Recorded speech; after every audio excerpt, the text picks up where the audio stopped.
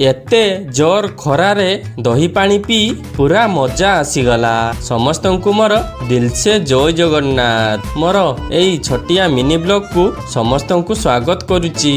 तो सांग माने आज मु आउ मो सान भाई फुलाड़ी बैंक रु काम सारी घर को फेरुथिबा बेले दहीबरा खाइबा पाई एई भाई को पाखकु गलु।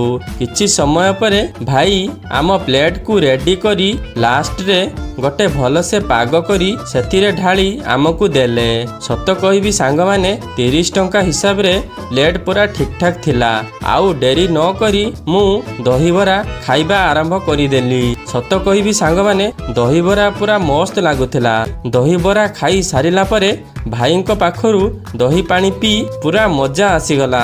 तापरे भाई को पेमेंट करी आमे दुई जण घर को पलाई आसिलु।